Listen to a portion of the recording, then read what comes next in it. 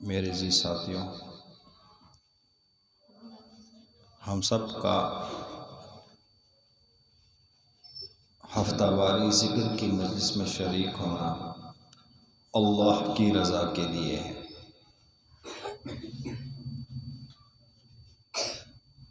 کیونکہ ذکر سلسلے یہ سب اللہ کے ہیں اور یہ اللہ کا دین ہے۔ حدیث کا مفہوم ہے الدین نصیحہ، کہ دین سراسر نصیحت ہے، خیر خواہی ہے، اور یہ خیر خواہی کا عمل اللہ جل شانہ کو بہت محبوب ہے۔ اسی خیر خواہی کے لیے اللہ تبارک و تعالی نے کم و بیش 1.25 لاکھ انبیاء کرام کو دنیا میں مبعوث فرمایا کہ وہ انسانیت کی خیر خواہی کرے۔ جو انسان اللہ کی ذاتی عالی سے دور ہیں اور دنیا میں مخلوق کو انہوں نے خدا بنا لیا ہے، مخلوق کی پوجا کی جاتی ہے، کوئی آگ کا پجاری ہے، کوئی بت کا پجاری ہے، کوئی سورج کا پجاری ہے، کوئی چاند کا پجاری ہے، کچھ جانوروں کے پجاری ہیں۔ تو اسی خیر خواہی کے لیے کہ وہ انسان جنت میں جانے والا بن جائے، یہ سب سے بڑی خیر خواہی ہے۔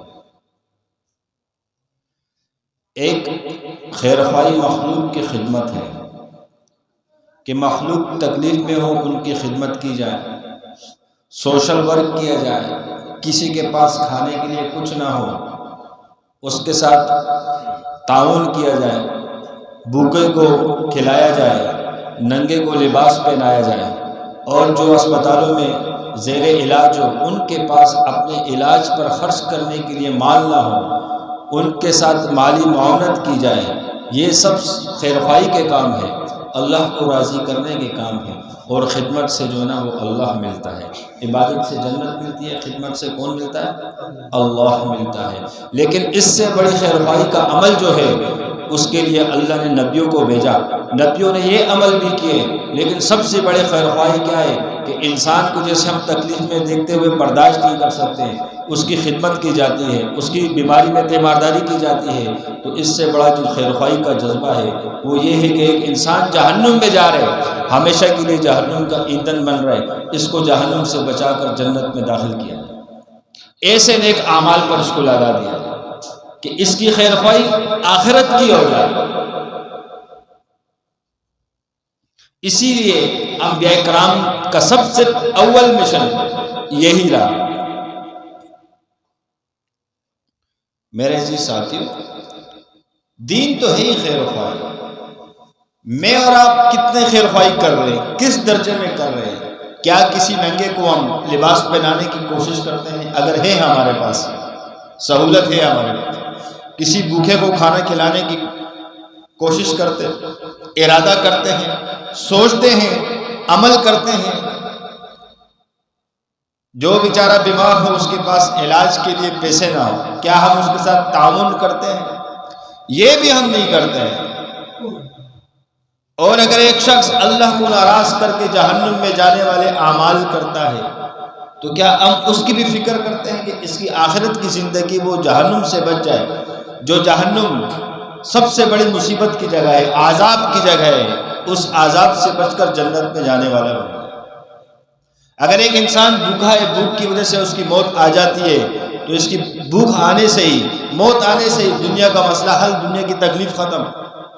مال نہیں ہے علاج کرنے کے لیے، اس صورت میں اگر اس کا انتقال ہو جاتا ہے تو موت کے ساتھ اس کا یہ مسئلہ ہمیشہ کے لیے ختم ہو جاتا ہے۔ لیکن کیا میں اور آپ اس بڑے خیر خواہی کی طرف تیار ہوتے ہیں؟ ہم اس چھوٹے عمل کے لیے تیار نہیں ہوتے، حالانکہ یہ بھی بڑا عمل ہے۔ اس سے بڑا عمل جو آخرت کا ہے کہ وہ جہنم سے بچا کر اس کو جنت میں جانے والا ہے، کیا ہم اس خیر خواہی پہ پورا اترتے ہیں؟ یہ میں اور میری اور آپ کی ذاتی بات ہے۔ اللہ نے ایسے جماعتوں کو پیدا کیا ہے جو دین کے سارے شعبے زندہ ہیں۔ دعوت و تبلیغ کا شعبہ الحمدللہ زندہ ہے، گھر گھر پہ جا کے دستک دی جاتی ہے، ان سے ملاقاتیں کی جاتی ہیں، مسجد میں آنے کے لیے ان کو تیار کیا جاتا ہے، دین کی محنت میں لگانے کے لیے، دین سکھانے کے لیے تیار کیا جاتا ہے۔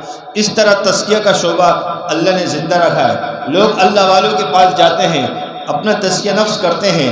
اس طرح مدارس کا شعبہ، علم کا شعبہ اللہ نے زندہ رکھا ہے، علم کو سیکھنے کے لیے لوگ مدارس میں جاتے ہیں اور علم سیکھتے ہیں۔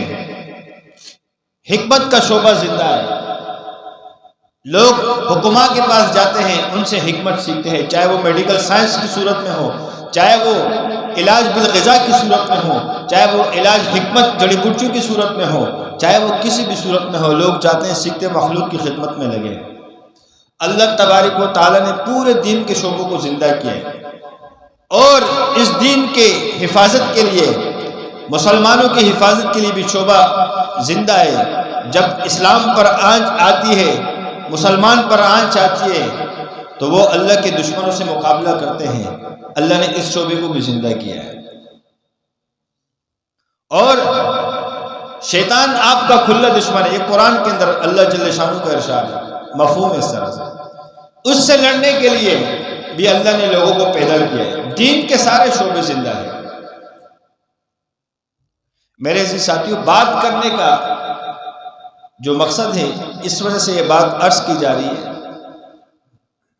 کہ انسان قیامت کے روز کو یہ نہیں کہہ سکتا کہ اللہ مجھے دعوت کسی کی طرف سے نہیں ملی، کسی نے میری اصلاح نہیں کی، کسی نے میری فکر نہیں کی، کسی نے مجھے سمجھایا نہیں۔ یہ سارے شعبے الحمدللہ کام کر رہے ہیں، تو اس کی یہ بات کرنا اس کے لیے حجت نہیں بن سکتا کہ میرے پاس کوئی پہنچا نہیں، کوئی خبر دینے والا آیا نہیں۔ جب تو ہے مسلمان، اپنا ایمان بنانا تو اس پہ فرض ہے، ویسے بھی چاہے تجھے کوئی آئے تیرے پاس یا نہ آئے، تجھے دعوت ملے یا نہ ملے، ایمان بنانا فرض ہے، ایمان سیکھنا فرض عین ہے۔ اور انسان کے سب سے عمل میں سے سب سے پہلا عمل اس کا ایمان کا ہے۔ کس کا ہے؟ ایمان بچانا بھی فرض، ایمان سیکھنا بھی فرض، اور ایمان بنانا بھی۔ میرے عزیز ساتھیوں، سب سے پہلے عمل کے اندر ایمانیات ہے، اللہ کی ذات پر یقین، انبیاء کرام پر یقین، آسمانی کتابوں پر یقین، قیامت کے دن جزا اور سزا کے دن پر یقین، قبر کی زندگی پر یقین، فرشتوں پر یقین، یہ ایمانیات ہے۔ ایمان سیکھنا اور ایمان کو بچانا یہ ہر انسان کے اوپر اللہ نے فرض کیا۔ حدیث کا مفہوم ہے کہ ہر مسلمان مرد عورت پر اتنا علم سیکھنا فرض عین ہے، یہ کم سے کم درجے کی بات ہے کہ ہر بالغ عاقل مسلمان مرد ہو یا عورت ہو، اس کے لیے اتنا علم سیکھنا فرض عین ہے کہ وہ اپنے 24 گھنٹے میں حلال حرام، جائز ناجائز، پاک ناپاک میں تمیز کر سکے۔ میرے عزیز ساتھی، آج اس محنت کی کمی کی ہونے کی وجہ سے، علم کو نہ سیکھنے کی وجہ سے، ایمان کو نہ بنانے کی وجہ سے آج ہمارے عمل خراب ہوتے جا رہے ہیں۔ انسان عمل کا دار و مدار اس کے ایمان پر ہوتا ہے، جتنی اس کی ایمان میں قوت ہوگی اتنا اس کا عمل قوت والا ہوگا، جتنا اس کا ایمان مضبوط ہوگا ویسے عمل بھی اس کے مضبوط ہوں گے، جتنا ایمان کمزور ہوگا ویسے عمل بھی کمزور ہوگا۔ مثال کے طور پر ایک شخص کا ایمان ہے کہ مجھے پیدا کرنے والا رب ہے، کون ہے؟ اللہ جل شانہ مجھے پیدا کرنے والے ہیں، اسی رب کا حکم ہے کہ 5 وقت کی نماز تم پہ فرض ہے۔ اب اتنا ایمان اگر کسی کا ہوگا تو وہی نماز پڑھ سکے گا، اس ایمانیات میں کمزوری ہوگی تو وہ نماز کیسے پڑھ سکے گا؟ بات تو ایمان کی ہے، عمل تو بات کی چیز ہے۔ جب انسان کا ایمان ہو اپنے رب کے اوپر تو اس کا حکم ماننا آسان ہوتا ہے، اور جب ایمان میں کمزوری ہوتی ہے تو عمل میں کمزوری آتی ہے، اور دنیا کا نظام جو چلتا ہے یہ انسان کے عمل کے وجہ سے چلتا ہے۔ معراج پہ آپ علیہ السلام جاتے ہیں، آسمان کی طرف کچھ چیزیں اوپر کو جا رہی ہے، کچھ نیچے کی طرف آ رہی ہے۔ جبرائیل امین سے آپ علیہ السلام پوچھتے ہیں جبرائیل یہ کیا ہے؟ جبرائیل امین عرض کرتے ہیں یا رسول اللہ صلی اللہ علیہ وسلم یہ آپ کے امت کے اعمال ہے جو اعمال امت کرتے ہیں وہ اوپر جاتے ہیں، اس عمل کی وجہ سے اللہ کے فیصلے نیچے اترتے ہیں۔ میرے جی ساتھیو، آج دنیا میں جو حالات ہیں مسلمانوں پر، یہ ہمارے عمل کا نتیجہ ہے۔ کس کا نتیجہ ہے؟ ہمارے عمل کا۔ کوئی کھڑا ہوگا نعوذ باللہ خدا کی شان میں گستاخی کرنے بیٹھتا ہے، کوئی قرآن کی شان میں گستاخی کرتا ہے، کوئی انبیاء کی شان میں گستاخی کرتا ہے، کوئی صحابہ کی شان میں گستاخی کرتا ہے، کوئی نماز میں گستاخی کرتا ہے، کوئی پورے دین کی کسی بھی شعبے کو آڑ بنا کے اس کا جناب گستاخی کرتا ہے، اس کا مذاق اڑاتا ہے۔ میرا اور آپ کا ایمان کس درجے کا ہے؟ ہماری ایمانی غیرت کتنی ہے؟ اور یہ ہوتا اس لیے ہماری غیرت کو چیک کیا جاتا ہے کہ مسلمان کے اندر کتنی غیرت ہے، اس کے ایمان کی کتنی غیرت ہے۔ میرے جی ساتھیوں، وہ شخص کرنے والا اس کے ایمان کا بھی پتہ چل رہا ہے کہ وہ تو ہے ہی کافر جو گستاخی کرے، جو اللہ کی شان میں گستاخی کرے کافر ہے، جو انبیاء کی شان میں گستاخی کرے کافر ہے، جو قرآن کی گستاخی کرے کافر ہے، جو اللہ کے احکامات کی گستاخی کرے کافر ہے، جو صحابہ کے شان میں گستاخی کرتا ہے، صحابہ کو نہیں مانتا، وہ بھی کافر ہے۔ وہ تو کافر ہے، اس سے کیا؟ لیکن ہم مسلمان ہو کے ہمارا ایمان کہاں جا رہا ہے؟ ہم مسلمان ہو کے، حدیث میں آتا ہے کہ جس نے بلا عذر جس نے جان بوجھ کر نماز قضا کی، یہ کفر میں داخل ہو گیا۔ اس کا کیا کرو گے؟ میں اور آپ جان بوجھ کے کتنی نمازیں سستی کرتے ہیں، تو یہ حکم کس پہ لگے گا؟ میرے جی ساتھیوں، یہ کیوں ہوتا؟ ایمان کی وجہ سے۔ ایمان ہمارا کمزور ہو چکا، ایمان کو بنانا پڑے گا، علم کو سیکھنا پڑے گا۔ مثال کے طور پہ ایک شخص علاقے میں کونسلر بنتا ہے، کیا بنتا ہے؟ کونسلر بنتا ہے۔ اگر اس کے اندر علم ہوگا، اپنے سیٹ کو پہچانے گا کہ میری سیٹ کیا ہے، مجھ پہ کیا ذمہ داری عائد ہوتی ہے، کیا اس ذمہ داری کو پورا کرنے سے میں اللہ کا محبوب بنوں گا، یا اس ذمہ داری کو اس کے اندر کوتاہی کرنے سے میں اللہ کے محبت سے دور ہوں گا، اللہ کے تعلق سے دور ہوں گا۔ جب اس کے پاس اتنا ایمان ہوگا، اتنا علم ہوگا، تو اپنے سیٹ پہ بیٹھ کے صحیح کام کرے گا۔ تو یہ ایمان کی کمزوری ہوتی ہے کہ چھوٹی سیٹ پہ بھی بندہ، یہ بھی ایمان تھا کہ جب آپ علیہ السلام نے فرمایا کہ میری بیٹی کا بھی فیصلہ ہوتا میں اس کا بھی ہاتھ کاٹ دیتا۔ حاکم کو اتنا ایماندار ہونا چاہیے، جس سیٹ پہ بندہ بیٹھے اس سیٹ کے مطابق اس کا ایمان بھی بنا ہونا چاہیے، تاکہ وہ اپنے سیٹ کے اندر رہتے ہوئے نیچے ایسے احکامات نہیں کرے، ایسے کام نہیں کرے جس سے اللہ کی ناراضگی کا سبب بنے۔ میرے جی ساتھ تو یہ ساری چیزیں ایمان کے مقدر ہوتی ہیں۔ مثال کے طور پہ ایک شخص جج کے سیٹ پہ بیٹھتا ہے، کس کے؟ جج کے سیٹ پہ۔ اول اگر وہ مسلمان ہے، اس کے پاس تو علم ہونا چاہیے، اتنا علم فرض حلال حرام جائز ناجائز، اتنا علم تو اس کے پاس دین کا ہونا چاہیے، شریعت کا۔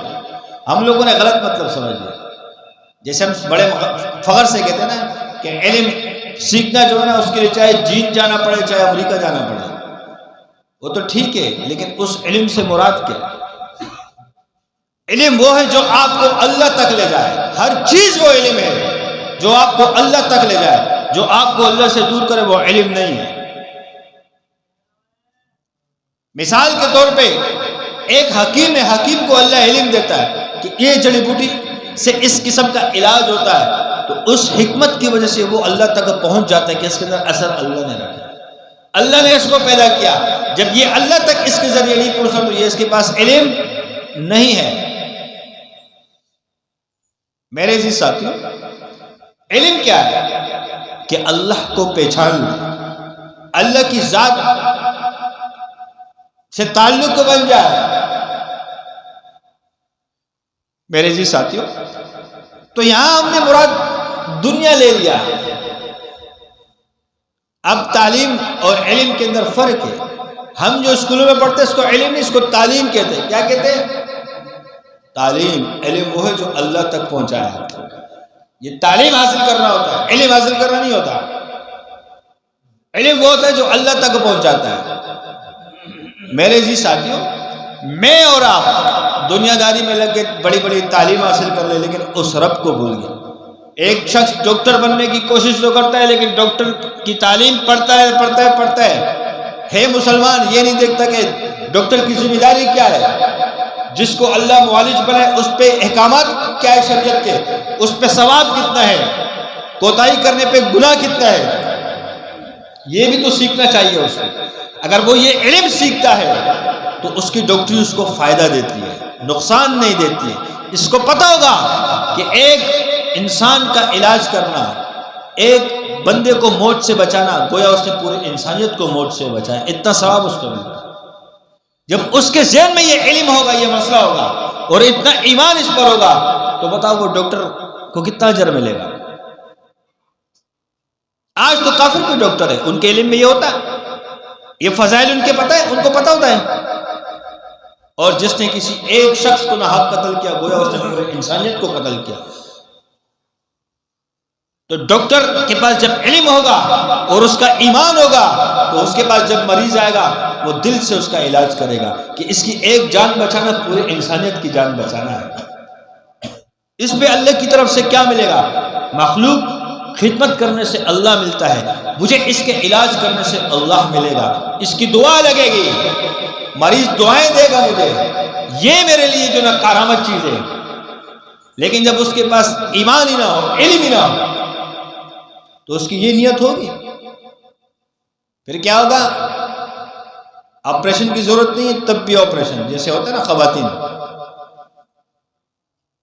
ڈیلیوری کا مسئلہ ہے آپریشن، مثال کے طور پہ ہے، اس طرح صحیح بھی اچھے بھی ہے برے بھی۔ اسی طریقے سے اگر ایک شخص پولیس والا بنتا ہے، افسر بنتا ہے، اس کا ایمان ہوتا ہے، اس کے پاس علم ہوتا ہے، تو سب سے پہلے اگر وہ علاقے کا ڈی ایس پی بنتا ہے، ایس ایس پی بنتا ہے یا ایس ایچ او بنتا ہے، جب اس کا ایمان بنا ہوگا، اس کے پاس ایمان ہوگا، اس کے پاس علم ہوگا، تو اس کا ایمان اس کو یہ کہے گا کہ میں ڈیوٹی اپنے علاقے پہ کروں، یہاں سے جتنے جرم ختم ہوں گے مجھے اللہ اس کا اجر دے گا، پورے علاقے میں چین سکون ہوگا، لوگ چین سکون سے نماز پڑھیں گے، ذکر کریں گے، تلاوت کریں گے، ہمیں بیٹھے بیٹھے اجر مل رہا ہوگا۔ تو یہ ملے گا اجر؟ نہیں ملے گا، اس کو ملے گا۔ اگر وہ اس چیزوں کو نہیں کرتا، یا تو رشوت میں لگا ہے، یا کسی کے ساتھ زیادتیاں کرتا ہے، یا کسی کے ساتھ اچھائی کرتا ہے، تو وہ اپنے ایمان کے مقدر کرتا ہے۔ کس کے مقدر؟ اس لیے ایمان کو سیکھنا ضروری ہے، ایمان سیکھنا فرض ہے۔ انسان کا عمل اس کے ایمان کی وجہ سے ہوتا ہے، جیسے اس کا ایمان ہوگا ویسے اس کا عمل ہوگا۔ سمجھ میں آئی بات؟ اسی طریقے سے ایک جج جو ہوتا ہے، وہ بھی جب خدمت کرتا ہے تو اپنے ایمان کی وجہ سے چلتا ہے، جتنا اس کا ایمان ہوگا اس طرح اس کے فیصلے ہوں گے۔ میرے جی ساتھی، اور ایسے لوگ جو اللہ کی رضا کے لیے لوگوں کے فیصلے کرتے، قیامت کے روز اللہ کے عرش کے سائے کے نیچے ہوں گے۔ سب سے بڑا انصاف کرنے والا تو اللہ ہے، اس کو تو ویسے اللہ معاف کر دے گا۔ بڑے بڑے فضائل ہیں جو ایمانداری کے ساتھ فیصلے کرتا ہے، یہ بہت بڑا درجہ ہے۔ اللہ کو راضی کرنے کا ذریعہ بھی بہتری نہیں ہے، لیکن جب اس کے پاس ایمان نہیں ہوگا، اس کے مخالف کوئی کیس آئے گا تو رشوت بھی لے کے بس مجرم کو جو نا بری کر دے گا، اور ایک شخص مجرم نہیں ہوگا اس کو جرم کی سزا سنا دی جائے گی۔ میرے جی ساتھی، جن کا پالا کوٹوں سے پڑا ان سے پوچھو کہ کیا ہوگا۔ میرے جی ساتھیوں، مقصد یہ ہے کہنے کا کہ زندگی کے ہر شعبے میں، ہر کام کے اندر جب لوگ ایمان والے ہوں گے تو پھر خدمت مخلوق کی اچھی ہوگی، ملک کی خدمت اچھی ہوگی، انسانیت کی خدمت اچھی کی جائے گی۔ لیکن ایک شخص کا اتنا ایمان نہیں ہے اور سیٹ پہ بیٹھا ہے تو وہ کیا فیصلے کرے گا؟ میرے جی ساتھی، انسان کے عمل کا دار و مدار کس کی وجہ سے؟ ایمان کی وجہ سے۔ اس ایمان کو سیکھنا فرض عین ہے، اس ایمان کو بنانا فرض ہے۔ میں اور آپ اپنے ایمان کا محاسبہ کر لیں کہ میرا اور آپ کا کتنا ایمان ہے، کتنا ایمان ہے۔ انسان کا عمل ایمان کی وجہ سے۔ آج میں اور آپ ذکر کی مجلس میں آئے، کچھ ساتھی ایسے ہوں گے جو صبح سے آئے، کچھ ایسے ہوں گے جو دوپہر میں آئے ہوں گے، کچھ ایسے ہوں گے جو عصر میں آئے، کچھ ایسے ہوں گے جو مغرب میں آئے، کچھ ایسے ہوں گے جو ابھی آئے ہوں گے، کچھ ایسے ہوں گے جو بعد میں آئے ہوں گے۔ تو یہاں بھی ایمان کا پتہ چلتا ہے، کس کا؟ اس کا ذکر کے ساتھ محبت کتنی ہے، ایمان کتنا ہے۔ جس کا ایمان جس درجے پہ ہوگا اس طرح اس کا عمل ہوگا، ہے کہ نہیں؟ ایک عذر ایک الگ چیز ہے، دل کی بات کر رہا ہوں، ظاہر نہیں، دل کی۔ ایمان کا تعلق دل کے ساتھ ہے۔ کس کے ساتھ ہے؟ دل کے ساتھ ہے۔ جب اللہ کی ذات پر ایمان بنا ہوگا اور جب اس کا حکم آئے گا، نماز کا وقت ہو گیا، تو یہ دل کی بات کرو کہ کنیکشن دل سے جڑا ہوا ہے۔ ایمان چھپی ہوئی چیز ہے، ظاہر ہونے کی چیز نہیں ہے۔ اس کو اگر کوئی بڑے سے بڑا شیخ المشائخ بھی کہتے بیٹھ جا 5 منٹ صبر کر، تو یہ کہے گا نماز جا رہا ہوں اللہ کے حکم کو ادا کرنے کا۔ تو یہ کسی کے ساتھ رکے گا نہیں، نہ اس کو کوئی پولیس والا روک سکتا ہے، نہ کوئی اور روک سکتا ہے۔ یہ فوراً جائے گا، اپنے رب سے ملاقات کرے گا، اپنے رب سے باتیں کرے گا۔ یہ ایمان۔ اور جب میری طرح ایمان کمزور ہوگا، ہمیں تو بہانا چاہیے، پھر ابھی صبر کرو، 5 منٹ رہتے ہیں نماز میں، 2 منٹ رہتے ہیں ابھی نماز میں۔ میرے جی ساتھ ہم اپنے ایمان کی فکر کریں۔ سب سے بڑی قیمتی چیز ایمان ہے۔ ایمان کے بعد دوسرا نمبر عمل کا ہے۔ جب ہمارا ایمان بنیاد ہے، جب بنیاد جتنی مضبوط ہوگی، عمارت اس پہ اتنی بڑی کھڑی ہو سکتی ہے کہ نہیں؟ جب بنیاد ہی کمزور ہوگی، عمارت کھڑی ہو سکتی ہے؟ مسلمان کے لیے اس کی بنیاد اس کا ایمان ہے۔ کیا ہے؟ ایمان ہے۔ ایمان کمزور ہوگا، عمل کمزور ہو جائے گا۔ ایمان مضبوط ہوگا، عمل مضبوط ہو جائے گا۔ اسی لیے تو آپ علیہ الصلوۃ والسلام نے فرمایا، جس کا مفہوم ہے، حدیث کا مفہوم اس طرح سے کہ اپنے ایمان کو تازہ کرو۔ کس طرح؟ لا الہ الا اللہ، اسی ذکر سے ایمان کی تازگی کیا جائے۔ اور اپنے اندر جو ہے نا، جب ہمارے اندر ایمانی کمزوری آئے، ہم توبہ استغفار کریں۔ یاد رکھنا، انسان کا ایمان ایک حال میں نہیں رہتا۔ ایمان اعتقادی ہے وہ ایک حال پر ہے، اور ایمان عملی جو ہے اس میں اتراؤ چڑھاؤ آتا ہے۔ ایمانی جو اعتقادی ہے اس کے اندر اتراؤ چڑھاؤ نہیں ہے، وہ ہمارا اعتقاد ہے کہ اللہ ہے، رب ہے، حکم ہے اللہ کے، قرآن ہے، فرشتے ہیں، آخرت ہے۔ سمجھ میں آئی بات؟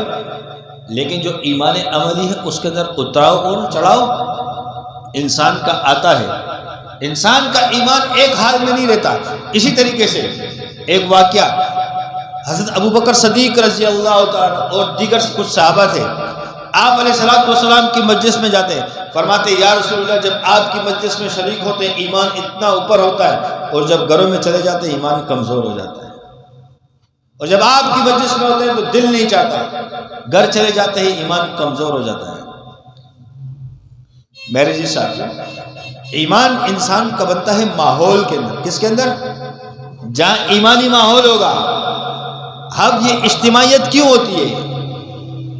انسان انفرادی جو بنتا ہے، جو انسان کی روح بنتی ہے، روحانیت بنتی ہے، وہ انفرادی عمل سے بنتی ہے، اور اجتماعیت سے اس کو ماحول ملتا ہے، اس کو یہاں ایندھن ملتا ہے، پھر اس کی انفرادی عمل مضبوط ہوگا۔ جب تک اجتماعیت نہیں ہوگی، انفرادی عمل کمزور ہونا شروع ہو جائے گا۔ جب اجتماعیت ہوتی ہے، ایمان بڑھ جاتا ہے، ایمان میں ترقی ہو جاتی ہے۔ پھر جب یہ انفرادی طور پہ اس عمل کو کرتا ہے، نیک عمل کو کرتا ہے، اس عمل کے اندر قوت آتی ہے۔ پھر جب یہ دور ہوتا ہے، پھر کمی آنا شروع ہو جاتی ہے، اور جب پھر یہ جڑتا نہیں ہے، اتنی کمزوری آ جاتی ہے کہ شیطان اس کو لے۔ میرے جی ساتھی، یہ صوفیاء نے جو ترتیب رکھی ہے خانقاہوں میں ختم خواجگان کے ذکر کی، اسی ایمان کو بنانے کے لیے تبلیغ میں شب جمعے کا جوڑیے۔ کیوں؟ پاگل ہے کہ ہر جمعرات جوڑ میں آؤ؟ یہ پاگل تو نہیں ہے، سالانہ جوڑ رکھو، یہ تاکہ ایمان ان کا بڑھتا رہے۔ گھر پہ بیٹھ جائیں گے ایمان کمزور ہو جائے گا، ایمان چلتا ہے۔ ایک شخص مدرسے میں جاتا ہے، پڑھتے ہیں، وہ دن رات پڑھ رہے ہوتے بھائی، چلو کھانے کا وقت، نماز کا وقت، کھیلنے کا، اس کے بعد پھر اب انہوں نے جاؤ گھر پہ یہ پڑھو، کمزور ایمان میں کمزوری آنا شروع ہو جائے۔ اسی طریقے سے ہمارے بڑوں نے جمعے کا ایک دن بیان کر رکھا، کیا ایمان بڑھے گا بڑوں کے پاس جائیں گے، اسی لیے سالانہ اجتماع ہوتا ہے، ایمان بڑھتا ہے اس سے، اجتماعیت سے۔ اسی لیے علاقوں میں، خانقاہوں میں روزانہ ذکر کی محفل ہوتی ہے، لیکن ہفتہ واری بڑی محفل ہوتی ہے، ایمان کو بنانے کے لیے، ایمان کو بگاڑنے کے لیے۔ اب ہماری مرضی کہ ہم اپنے ایمان کو بنائیں یا بگاڑیں یا کمزور کریں۔ فرشتے آئیں گے نہیں کہ تمہیں ہاتھ سے پکڑ کے لے آئے، انسان نیت کرتا ہے، ارادہ کرتا ہے، وجود اللہ دیتا ہے۔ اور یاد رکھنا، نسبت دین اور ترقی اللہ اس کو دیتا ہے جس کے اندر طلب ہو۔ میرے عزیز ساتھیوں، ہم اور آپ اپنے ایمان کی فکر کریں، ایمان کو بنانے کی کوشش کریں۔ یہ ایک ہی تو ہمارے پاس ایمان ہے، عمل ہمارا پتہ نہیں، قبول ہے نہیں ہے، وہ رب کو پتہ ہے، ہمیں نہیں ہے پتہ۔ لیکن ایمان کی مجلسوں میں بیٹھنا، مغفرت کے اعلانات ہونا، یہ کم فضیلت ہے۔ میرے جی ساتھیوں، ہم اپنے ایمان کی فکر کریں گے نا انشاءاللہ، اور لوگوں کی بھی فکر کریں گے، لوگوں کے ساتھ بھی خیر خواہی کا جذبہ کریں گے، چاہے وہ کسی درجے میں ہو، کسی چیز کو معمولی نہیں سمجھا۔ وہ کہتے ہیں نا کہ ایک چھوٹی سی نیکی کو بھی کبھی حقیر مت سمجھنا، اگر یہ چھوٹی نیکی کی بھی ضرورت پڑے گی تو قیامت کے روز پتہ چلے گا کہ اس کی قیمت کیا ہے۔ نہ چھوٹی نیکی حقیر، نہ بڑی نیکی حقیر، جیسے اللہ نے موقع دیا، چھوٹی نیکی کا موقع ملا کر لو، بڑی نیکی کا موقع ملا کر لو، لیکن دونوں آگے، اب دونوں میں اختیار آپ کے پاس ہے، تو چھوٹی چھوڑ دو، بڑی کو قبول کرو۔ میرے جی ساتھی، ہم انسانیت کی خیر خواہی کی بھی فکر کریں، درجے کو نہیں دیکھے، بھوکا ہے ہمارے پاس ہے کھلائے اس کو، ننگا ہے لباس نہیں ہے ہمارے پاس پہنائے اس کو، کوئی آیا ایمانی اعتبار سے کمزور ہے، اس کے ایمان کی فکر کرے، اس کو دعوت دے، اللہ کے ذکر کی دعوت دے، خانقاہوں میں آنے کی دعوت دے، دین کی مجالس، ذکر کی مجالس میں آنے کی دعوت دے، اس کے ایمان کی بھی فکر کریں گے نا انشاءاللہ۔ اب اس دفعہ مضبوط ارادہ کریں، مجلس میں ہم ارادے کرتے ہیں، گھر جا کے بیٹریاں ڈاؤن ہو جاتی ہے، بات وہی آتی ہے، انسان جب ایمان کی مجلس میں ہوتا ہے اس وقت ایمان بلند ہو جاتا ہے، لیکن جیسی مجلس سے دور ہوتا ہے ایمان میں کمزور ہونا شروع ہو جاتا ہے۔ پختگی کر لو، مضبوط ارادے کرو، مضبوط ارادے کرو کہ انشاءاللہ تعالی ہم اپنے بھی ایمان، سب سے پہلے اپنا، کس کا؟ مخلوق بعد میں، سب سے پہلے اپنی ذات کی فکر کرنی ہے۔ ایسا نہ ہو کہ دوسری کی فکر میں اپنی ذات رہ جائے، یہ بھی گمراہی کی طرف بندہ چلا جاتا ہے۔ نشانہ اپنے آپ کو بنانا، کسی کو ذکر کی دعوت دینی ہے، ذکر کی مجلس کی دعوت دینی ہے، تو نشانہ اپنے دل کو بنانا ہے۔ کس کو بنانا ہے؟ کہ یہ میں اپنے لیے کر رہا ہوں، اور دعوت دینے کا یہ اثر ہوگا، وہ آئے یا نہ آئے لیکن میں وقت پہ پہنچ جاؤں گا، میری یہ دعوت مجھے لے کر جائے گی سب سے پہلے۔ لہذا اس کی فکر کریں، لیکن نشانہ اپنی ذات کو بنانا، اور کسی کو دعوت دیتے ہوئے اس کو حقیر مت سمجھنا، نرمی سے بات کرنا، اللہ کی بڑائی اس طرح بیان کرنا، ایسے بولنا کہ اس کے دل میں اللہ کی محبت آ جائے۔ داؤد علیہ السلام سے اللہ جل شانہ ارشاد فرماتے ہیں، اے داؤد، لوگوں کے دلوں میں میری محبت پیدا کیجئے۔ داؤد علیہ السلام فرماتے ہیں، اللہ میں مخلوق کیسے آپ کی محبت لوگوں کے دلوں میں پیدا کروں؟ اللہ جل شانہ ارشاد فرماتے ہیں، اے داؤد، ان کے سامنے میرے بڑائی کے بول بولو، ان کے دل میں میری محبت آ جائے گی۔ بڑائی کے بول بولنا ہمارا کام، اس کے دل کو پھیرنا اس رب کا کام۔ جو رب کا کام ہے وہ تم اپنے اوپر مت لینا، یہ نہیں کہ میں دعوت دے رہا ہوں آ رہا نہیں ہے، خطرناک ہو جائے گا معاملہ۔ آپ کا کام ہے دعوت دینا، بس قبول کرنا، دل پھیرنا، ہدایت دینا، نہ دینا، یہ کس کا کام ہے؟ رب کا کام ہے۔ یہاں اگر ہم دعوت دے دے کے تھک گئے اور ایک شخص نہیں آتا تو اس کو حقیر نہ سمجھیں، بلکہ ہم روئے اللہ کے سامنے، یا اللہ بار بار اس کے پاس گیا، تو اس کے دل کو نرم کر دے، تو اس کے دل میں ہدایت کی شمع کو روشن کر دے۔ ایسے رو رو کے اللہ سے مانگے، اس کو حقیر نہیں سمجھنا۔ جس نے کسی کو حقیر سمجھا اور اپنے نیک عمل پہ کبھی خوش، زیادہ تکبر مت کرنا کہ میں تو دعوت دے رہا ہوں، یہ جو نا کس طرح ہے، میں تو ذکر کرتا ہوں، یہ تو کس طرح ہے، یہ ہلاکت ہو جائے گی۔ کیا ہو جائے گی؟ ہلاکت ہو جائے گی۔ ایسے نہیں ہے۔ اگر ہم ذکر کرتے ہیں، اللہ نے ہمیں یہاں ذکر کی مجلس میں بیٹھنے کی توفیق دیے، خدا کی قسم سے اس رب کا فضل ہے، ہمارے ذاتی کوئی مسئلہ نہیں ہے۔ اس کا فضل نہ ہو، ہم کچرے کنڈی میں نظر آئے، یا تو پوڈریوں کی جماعتوں میں نظر آئے، یا تو چوروں کی جماعتوں میں نظر آئے، یا تو گیم کھیلنے والوں کی جماعتوں میں نظر آئے، یا تو غلط کام کرنے والوں کی جماعتوں میں نظر آئے، اس رب کا فضل ہے کہ اس نے ہمیں اٹھا کے ذکر کرنے والوں میں بٹھا دیا۔ یہ ذاتی چیز نہیں ہے، کبھی یہ تکبر ہم نہ کریں۔ یہ اس رب کا فضل ہے۔ کس کا فضل ہے؟ اس رب کا فضل مجھ پہ نہ ہوتا، اور سب سے بڑا فضل تو یہ کہ اس نے ہمارے گناہوں کو چھپا دیا، ہمارے گناہوں پہ پردے ڈال دیے۔ آج ہر کوئی دیندار سمجھتا ہے، کوئی دنیا دار سمجھتا ہے، کوئی عالم سمجھتا ہے، کوئی بڑا علم والا سمجھتا ہے، کوئی بڑا متقی پرہیزگار سمجھتا ہے۔ ہم سب کی بات کر رہا ہوں، وہ تو ہمیں پتہ ہے کہ ہم کتنے گنہگار ہیں۔ فرق اتنا ہے کہ اس کے سامنے رب نے پردے ڈال دیے، چھپا دیا۔ اگر وہ چھپائے نہیں تو یہ لوگ ہمیں اتنی عزت سے پیش آئیں گے، جوتے ماریں گے، ہم سے ہاتھ ملانا وہ مناسب نہیں سمجھیں گے۔ میرے عزیز ساتھیو، یہ سب اللہ کا فضل ہوتا ہے، اس پہ ہم شکر ادا کریں کہ یا اللہ میں اس قابل نہیں، میں کتنا گناہگار، ابھی بھی مجھ سے کتنے گناہ ہوتے ہیں، کتنا میں تیرا گناہگار ہوں، لیکن تیرا فضل ہے یا اللہ، تیری فضل، تیرے کرم کی کوئی انتہا نہیں، کوئی عنایات تیرا اس کا کوئی کتاب نہیں ہے، کوئی سوال نہیں ہے، کوئی بات نہیں ہے۔ یا اللہ تو جب چاہے جس پہ جیسے چاہے اپنا فضل کر لے، تجھ سے کوئی پوچھنے والا نہیں۔ یا اللہ تیرا فضل نہ ہوتا تو ہماری کوئی اوقات ہے تیرے ذکر کی مجلس میں بیٹھنے کی، تیرے نام کو لینے کی؟ یا اللہ تو نے اپنا فضل کیا، اور یا اللہ اس فضل کو دائمی فرما، اس فضل کو کبھی چھیننا مت۔ ہماری کسی گناہ کو دیکھ کر یا اللہ، ہماری کسی گناہ کو دیکھ کر یا اللہ، کسی گناہ میں ہم پھنس گئے یا اللہ، ہماری کسی گناہ کی وجہ سے اپنی رحمت ہم سے اٹھانا مت۔ یا اللہ ہماری گناہ کی وجہ سے کبھی غصے میں آنا مت، کیونکہ تیری رحمت تیرے غصے پر غالب ہے۔ یا اللہ تجھ سے تیرے فضل کا واسطہ ہے، تجھ سے تیرا فضل مانگتے ہیں، ہمارے پاس عمل نہیں ہے۔ یا اللہ اپنے فضل کو برقرار رکھ اور اس میں برکت عطا کر۔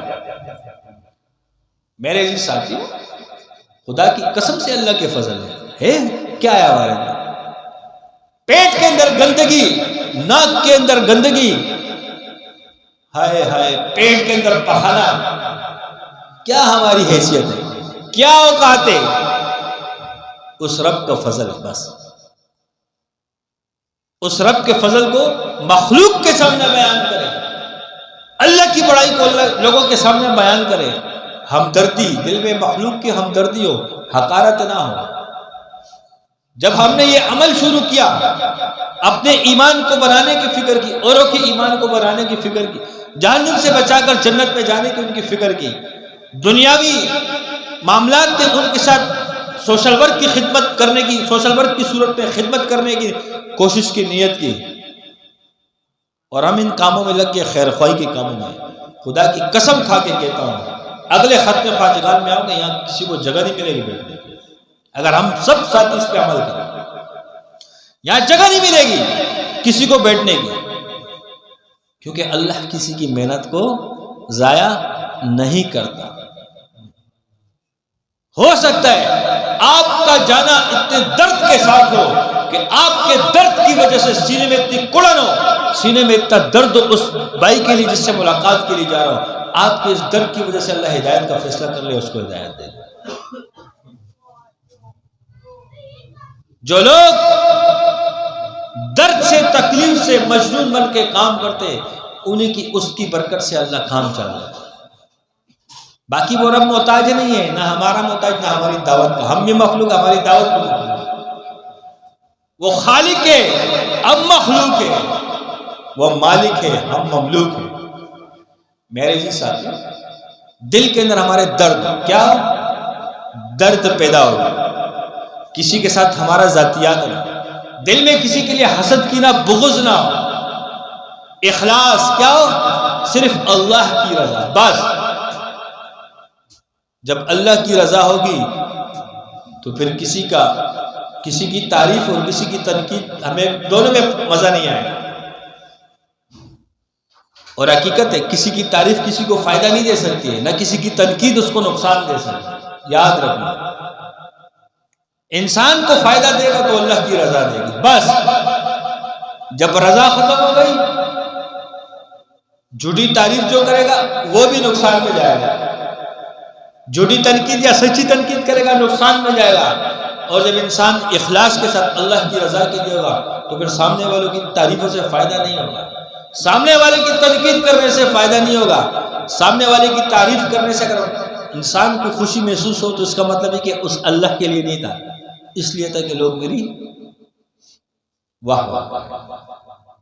میرے جی ساتھی، چھوٹی سی عرض یہ ہے کہ ہم پورا ہفتہ ہمارے پاس ہے، ایسی محنت کریں، ایسے دین کی فکر کریں، نشانہ اپنے آپ کو بنا لیں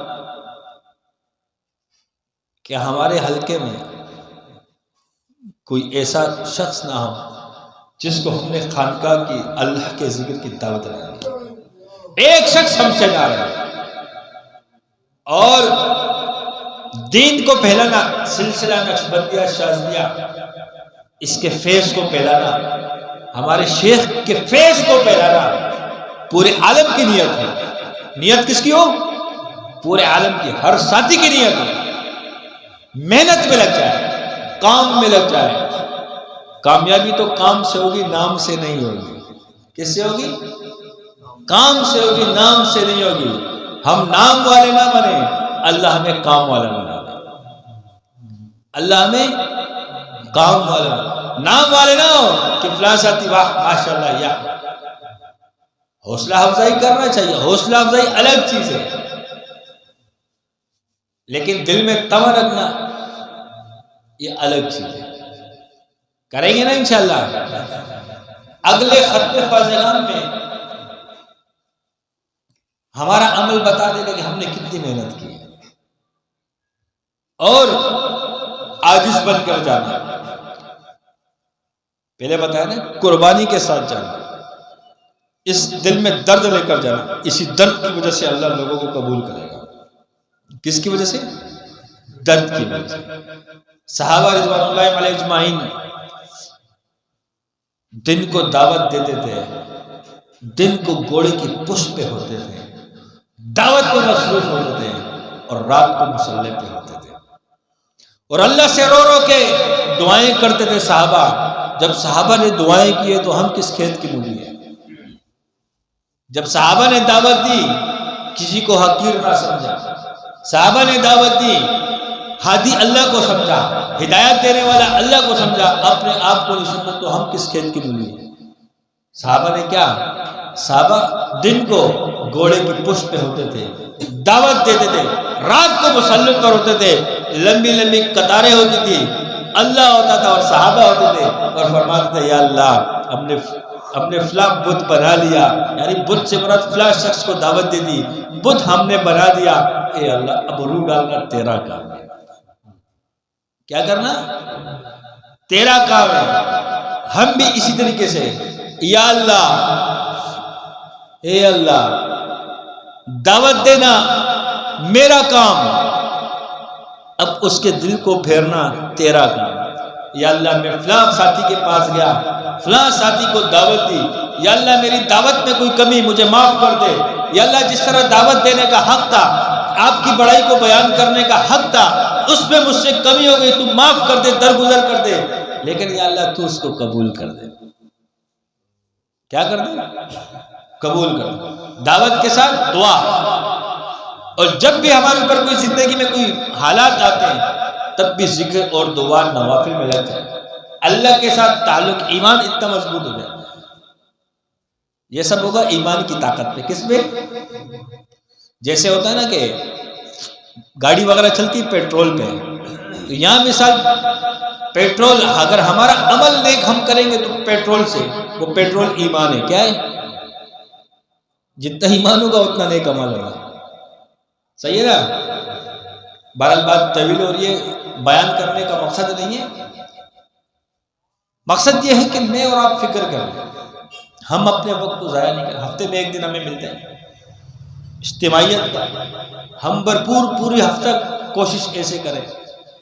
اور اس کے لیے ہمیں کوئی یہ نہیں کہ نکلنا ہے اس طرح ڈیوٹی پہ جاتے ہوئے اپنا ساتھی بولنے مل گیا السلام علیکم وعلیکم السلام۔ بھائی جان ہم تو ماشاءاللہ سے خانقاہ میں جاتے ہیں، وہاں ذکر کی مجلس ہوتی ہے، اللہ کا ذکر ہوتا ہے، اللہ کی یاد ہوتی ہے۔ جب ذکر کی مجلس پہ ہم بیٹھتے ہیں، اللہ کا نام لیتے ہیں، ایسے ہمیں لگتا ہے کہ اوپر اللہ، نیچے ہم، اس کی بڑائی، اس کی بڑائیاں کر رہے ہوتے ہیں، اس کا نام لے رہے ہوتے ہیں، اور ذکر کرنے سے دل کو اطمینان حاصل ہوتا ہے۔ بھائی ہمارے یہاں جو نا اتوار کو محفل ہوتی ہے، کیا خیال ہے آپ بھی ہمارے ساتھ چلیں گے، پھر ذکر کی مجلس میں شریک ہو جائے۔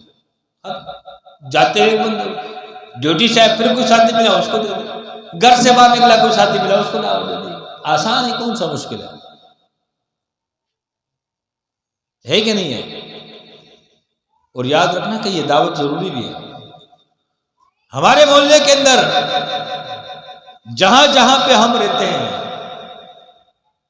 ہم نے ان کو سب کو دعوت دی۔ کوئی ایک شخص ساتھی بتا دے، کوئی محلے والا ایسے جس کو دعوت دی، دعوت دی ہے سب کو ہم نے۔ دعوت نہ دینے کا جرم معلوم ہے؟ خود تو آ رہے ہو، دوسرے کو نہیں بلا رہے، معلوم ہے نا جرم ہے؟ لمبی چوڑی بات نہیں کرتا، ایک بات کرتا کہ ایک عورت کی وجہ سے 4 مرد جہنم میں جائیں گے۔ کتنے؟ اور وجہ کیا ہوگی؟ دعوت نہ دینا۔ گھر کی بات ہے، باہر کی تو بات نہیں ہے۔ جب عورت کے گھر کے محرم مردوں کے لیے جنت کا فیصلہ ہو گیا، ایک عورت جہنم میں جا رہی، اب اس نے رونا شروع کر دیا، اللہ میرے گھر کے سارے مرد جنت میں، میرے لیے جہنم کا فیصلہ۔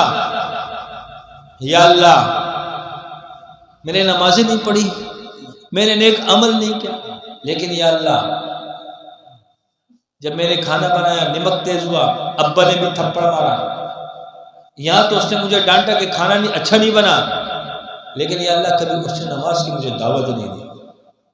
اگر وہ دعوت نماز کی دیتا، آج میری نمازیں پوری ہوتی، آج میرے لیے بھی جنت کا فیصلہ ہوتا۔ اللہ کہے گا اس کے ابا کو بلایا جائے، اس کو حاضر کیا۔ عورت کہے گی یا اللہ میں نے اپنے شوہر کی خواہش پوری نہیں کی تو شوہر نے مجھے تھپڑ بھی مارا، ڈانٹا بھی، خرچہ دینا بھی بند کر دیا، میرے ساتھ تعلق میں بھی کمی شروع کی، خیال کرنے میں بھی کمی شروع کی، لیکن یا اللہ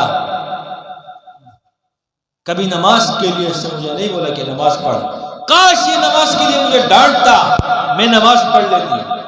جیسے میں نے اس کی بات نہیں مانی، اس سے ڈانٹ سنی میں نے، جیسے سالن مجھ سے ٹھیک نہیں بنے، تھپڑ کھایا، کاش یہ مجھے نماز کے لیے تھپڑ رسید کرتا اور اس تھپڑ کی وجہ سے میں نماز پڑھ لیتی، آج میرے لیے جہنم کا فیصلہ نہ ہوتا، میری نمازیں پوری ہوتی۔ اللہ رب العالمین۔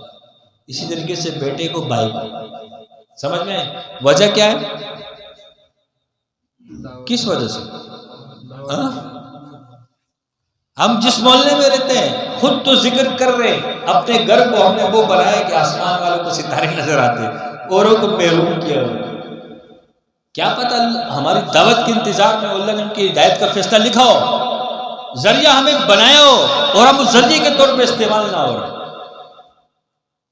محرومی یہ کہ رہی ہے۔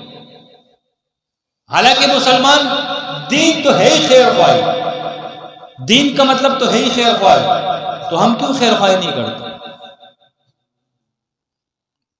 شیطان روکتا ہے، یا تو فرشتہ آئے گا وہ تمہیں ہاتھ سے پکڑ کے لے جائے گا، جب فرشتہ ہاتھ کے تمہیں ہاتھ سے پکڑ کے لے جائے تو خود ڈائریکٹ نہ چلا جائے، پھر تمہیں کیوں پکڑے؟ میرا عزیز ساتھیو، مقصد یہ ہے کہ جس دین کے شعبے کے ساتھ مجھے اور آپ کو اللہ نے منسلک کیا، ہم اس میں عاشق بن کے کام کریں، مجنون بن جائے۔ جب ہمارا اوڑھنا بچھوڑنا ہے ہی دین کا کام، موت تک ہم نے دین کا کام ہی کرنا ہے، تو پھر صحیح کرے نا، سستیاں ختم کرنا۔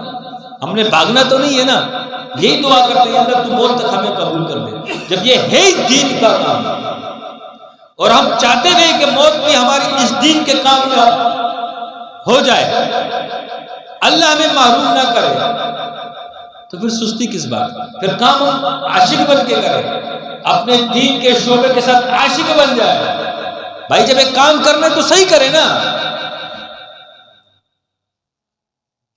سمجھ میں یہ بات آ رہی ہے کہ نہیں آ رہی ہے؟ یا تو ہم کام پھر کرنا نہیں چاہتے، مطلب ہے ہمارا حاصل ہو جائے گا تو بھاگ جائیں گے، ایک مثال کے طور پہ، یا تو ہم مفاد پرست ہیں، جب ہم نے اس کو دین سمجھا ہی نہیں ہے پھر، اور اگر ہم نے سمجھ لیا تو پھر تو ایسا نہیں ہونا چاہیے نا، پھر تو کام کرنا چاہیے۔ مثال کے طور پہ میں اگر کسی چیز کو بیچتا ہوں، کاروبار کرتا ہوں، رشتہ داروں کو بتا دوں اگر یہ چیز چاہیے تو مجھ سے لے لینا، دوستوں کو بتا دوں کہ یہ چیز چاہیے تو مجھ سے لے لینا، یہ میں فروخت کرتا ہوں، پورے محلے میں اعلان کر دوں گا، اس کی خوب پبلسٹی کروں گا، اس کو تو ہم چھپاتے نہیں ہیں کیونکہ اس میں نفع نظر آتا ہے، یہاں غیب میں نفع نظر نہیں آتا، اسی وجہ سے اس کا یقین نہیں ہے کہ ہمیں اس عمل سے کچھ ملے گا۔ پاگل ہم نہیں بنے۔ جب ہم قبر میں چلے جائیں گے، جو دعوت کا کام کرے گا جب وہ قبر میں ڈال دیا جائے گا، قیامت کے روز جب اس سے پوچھا جائے گا، اس کے اعمال کو چیک کیا جائے گا، تو اس کے عمل میں آئیں گے کہ اتنے شیخ المشائخ بنے اس کے ذریعے سے، اتنے اولیاء بنے، اتنے صدیق بنے، اتنے علماء بنے، اتنے حافظ بنے، اتنے مفتی بنے، تو یہ شخص کہے گا یا اللہ یہ کیا ماجرا ہو، میں نے کسی کو دعوت نہیں دی، میں نے ایسا کوئی عمل نہیں کیا، میرے اعمال نامے میں اتنے نیک کام کیسے آ گئے؟ تو پھر اس کو یاد دلایا جائے گا کہ آپ نے ایک شخص کو دعوت دی تھی، ایک مثال دے رہا ہوں، وہ چور تھا، اس نے توبہ کی، وہ دین کے ساتھ جڑا، اس کی اولاد پیدا ہوئی، ایک کو اس نے حافظ بنایا، ایک کو اس نے عالم بنایا، پھر وہ جو بچے بڑے ہوئے انہوں نے دین کا کام شروع کیا، ان کے ہاتھوں بہت سے اولیاء بنے، بہت سے صدیق بنے۔ سبحان اللہ۔ اس کام کو حل کرنا اور یاد رکھنا سب سے بڑی نیکی کیا ہے؟ تمام نیکیوں کی ماں دعوت ہے۔ کیا ہے؟ اس کو دماغ میں رکھ لو، دعوت کے کام کی کبھی مخالفت مت کرنا کوئی۔ حضرت فرماتے ہیں جس نے تبلیغ کی مخالفت کی، میرے ہاتھ پہ ڈنڈا ہوگا، اس کا پچھواڑا ہوگا، سمجھا؟ تو یہاں دعوت ہم اپنے شعبے کی بات کریں، اپنے شعبے میں ہر شعبہ دعوت کا کام کر رہے ہیں۔ مجاہد تلوار کے ذریعے سے دعوت کا کام کر رہے ہیں، مدارس قلم کے ذریعے سے دعوت کا کام کر رہے ہیں، تبلیغ والے چلنے پھرنے کی صورت میں دعوت کا کام کر رہے ہیں، خانقاہوں والے ذکر کی برکت سے دعوت کا کام، ہر شعبے میں دعوت کا کام ہے۔ ہم تو اپنی بات کر رہے ہیں، اپنے شعبے کی بات، ایک مثال نہیں سمجھانے کے لیے۔ اس دعوت کو حقیر مت سمجھو، یعنی تمام نیکیوں کی ماں کون ہے؟ دعوت ہے۔ ایک شخص کوئی نیک کام کر رہے، اس کی نیکیاں اس کے سامنے ہیں، اب تمام نیکیوں کی ماں کیا ہے؟ دعوت ہے۔ دعوت میں سستی کریں گے، دعوت خوب دیں گے، اگلے ختم خواجگان میں انشاءاللہ تعالی ہم نئے نئے ساتھیوں کو لانے کی کوشش کریں گے، تاکہ ہم پہ جو ذمہ داری ہے، جس حلقے میں اللہ نے ہمیں کام کا موقع دیا ہے، ہمارے حلقے میں کوئی ایک گھر ایسا نہ ہو جس کو یہ پتہ نہ ہو کہ اس علاقے میں سلسلہ نقشبندیہ شاذلیہ یہاں اللہ کا ذکر ہوتا ہے، اللہ کے دین کا کام ہوتا ہے، اللہ کے دین کا تزکیہ کا شعبہ یہاں زندہ ہے۔